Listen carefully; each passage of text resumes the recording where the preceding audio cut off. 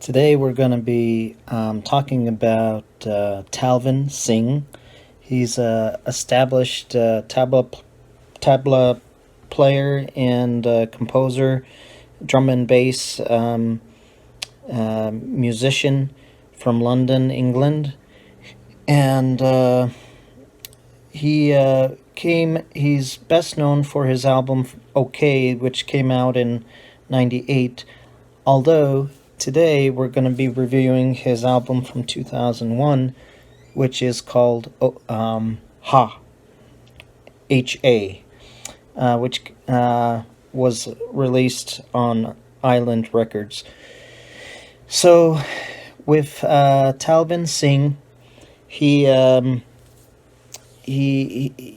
been in the music scene way before his debut album in '98, and he's been a member of the group, the '80s group Susie and the Banshees, and also he's helped out other producers like Björk from Iceland with her second album, Possibly Maybe. Well, actually, that's the song that he helped Björk with, Possibly Maybe, which is off her second album.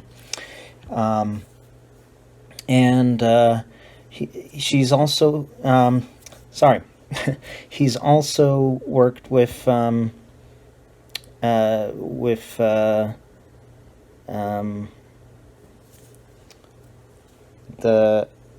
80s group Blondie, and on a song called Maria. And he's also worked with Madonna on her music album. On the song that he worked on was Nothing Really Matters. And then there's been many other artists that he's worked with. He actually went back to India to get classical training on the tabla, how to play the tabla, and by a renowned artist, classical Indian music. And for about like a year, and he came back to London, and he was going to, he wanted to get into the classical Indian music scene, and they declined him. So, saying that he incorporated too much of the like drum and bass, or the Western style of music, which is unfortunate. But I think he came back with coming out with his debut album Okay, which actually won him the Mercury Prize in '98. UK Asian Music Awards gave him an award for commitment to scene in 2010. He's been a big supporter and a person that has given a lot of input musically and support for the Asian underground scene in London. And so with all that said, I approach this review with reverence and respect for him, because I feel he's underappreciated, and I feel that he's more than shown his virtuosity in his two albums, Okay and Drum and Spit. There's, well, the two most famous albums that most people know of is Ha and Okay, but he's been putting out albums which fuse both drum and bass and classical Indian music. And he is an accomplished tabla player. It's a kind of like a drumming tablas from India. He's accomplished and well respected in that regard. So let's get to the review for the album Ha 2001. The album starts off with a 10-minute song, which is called One, and it's got a layer of drum and bass beats, and also you can hear tabla, playing in the background, and some Indian singing over that, and it's very laid back. It's not. I mean, you could play it in a club, but more like a kind of chill out room, where you could kind of sit down and appreciate the music that's coming, and maybe some slow dancing.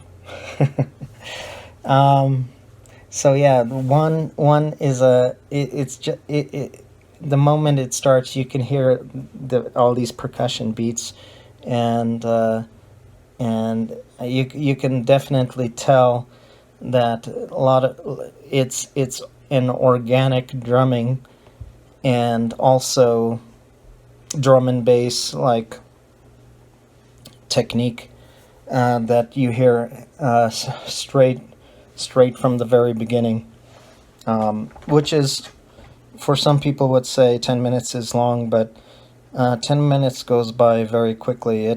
He has a great progression. He starts off with the percussions, the drum and bass, and then slowly the singers start singing, and it kind of fades in, fades out throughout the song, and it's very beautiful music. I like the first track on the album, One. Right after that, the second track, Mustard Fields, in my opinion, is one of the best tracks on the album. It's an 8-minute track, just a little over 8 minutes, and 8 minutes and 22 seconds. So, but Mustard Fields is kind of a wonderful drum and bass beat that you could hear at a club, and it would really make you want to dance. And I think structurally that song Mustard Fields is like, just, it's so well composed and well, there isn't a second off of that song that is wasted. It's beautifully made and very well done. The Beat Goes On is the next song, third song on the album, and it is kind of a more outgoing song. If you compare it to like the first track and Mustard Fields, the Beat Goes On is more of like a club track, similar to Mustard Fields, although I think Mustard Fields sounds better. Uphold, the next song, is another really well put together drum and bass song that is only 4 minutes long, 4 minutes and 49 seconds, almost 5 minutes long, but it's well done, good singing on it. Then the next song, Sway of the Verses, is a 6-minute song, and it's a very complex song which has singing it's interesting to listen to, although it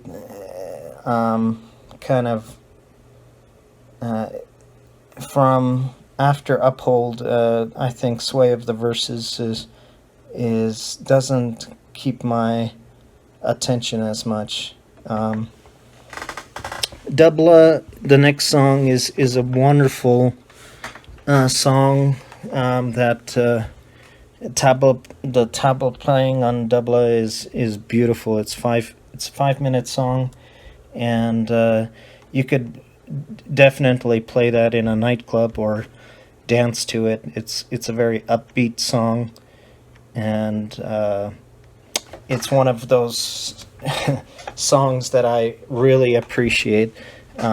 It's up there. It's better than Sway of the Verses, and maybe Uphold might be. Uphold and Dubla are both songs that are really well done, and I think they both sound very well. Then Talvin, let's see, the next song Talvin puts on his album, It's Not Over. It's a almost 8 minute song, 7 minutes and 51 seconds. It's pretty good.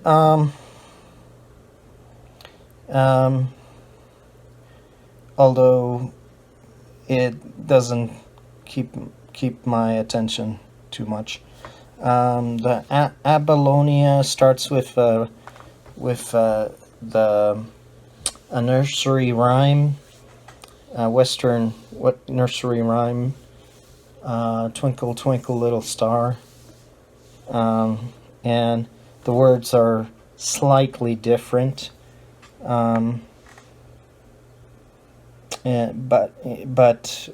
overall the it's an interesting song where he's like putting his kids to bed and he's gonna sing the lullaby, and so he starts singing the lullaby with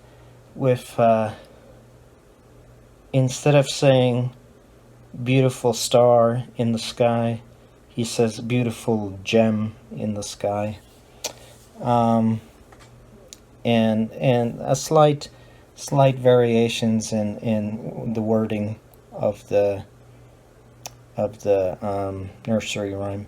And then after he kind of starts singing that lullaby, in comes the introduction of the actual song, and so it's actually interesting. Abylonia, I like it. Sea Breeze is the next song. It's the most, I'd say, typical drum and bass song on the album. It's interesting and nice to listen to, but it's very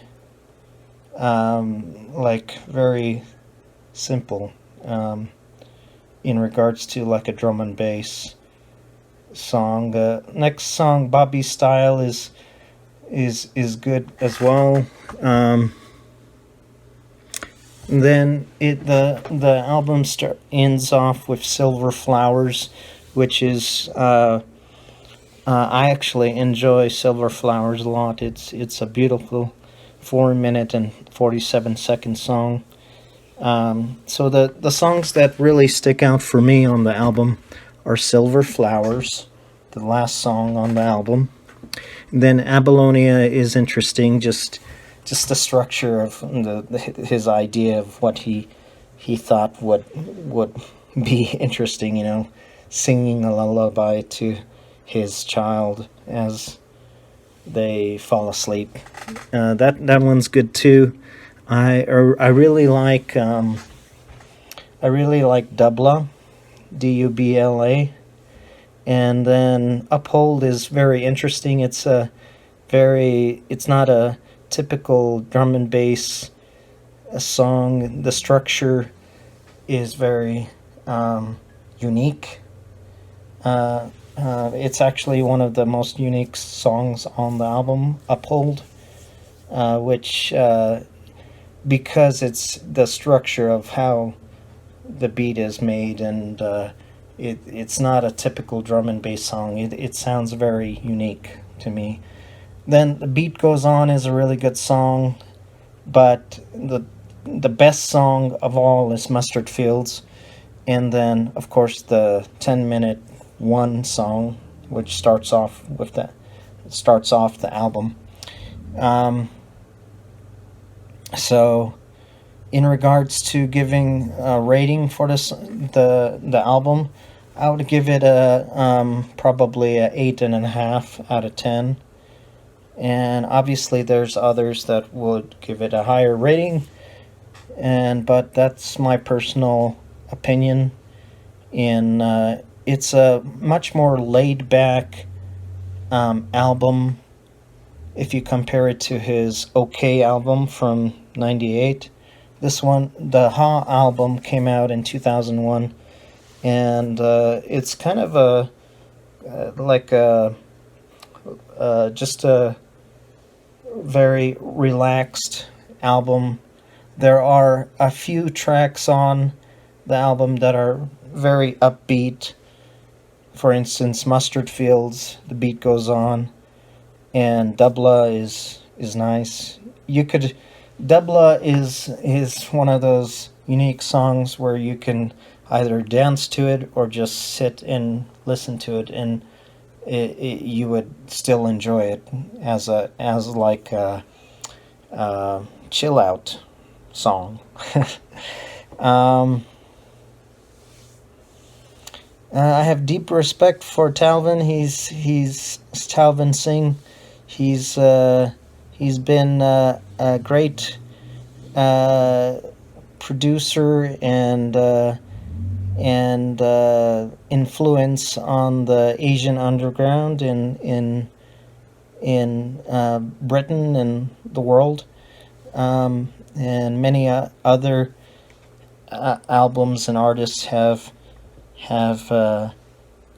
gone on to make their own albums and have been inspired by his leading presence and virtuosity with the tabla playing and the fusion that he created with drum and bass and classical Indian music. I've read a review recently where he doesn't like the idea of the fusion, fusing drum and bass and classical Indian music. If you listen to some of his later work after this album, it's more geared towards classical Indian music. So in a sense, he's gone towards more classical interpretation of the Indian cultural music, and he's kind of steered away from referring to his music as a fusion of drum and bass and Indian classical music. But obviously this album is exactly what it is. It's a fusion of drum and bass and world music, specifically Indian classical music, which has been around for eons and is ingrained in the cultural Indian musical style. For instance, the wonderful Indian movie that came out in the 1958 by Raj, a popular Indian director, called The Music Room, where his son goes out and his wife and son go out, and his son on some type of travel, and the son doesn't come back because he dies in the monsoon or floods, so, you know, and the music room is where this guy is you know, all he thinks about is the music, and which is beautiful. He closed down his. He has this palace, and inside this palace, there's a music room where everyone comes and listens to classical Indian music, and so since his son died at a young age, he goes into a depressive state, and closes down the music room, and doesn't invite anyone for many years. And then for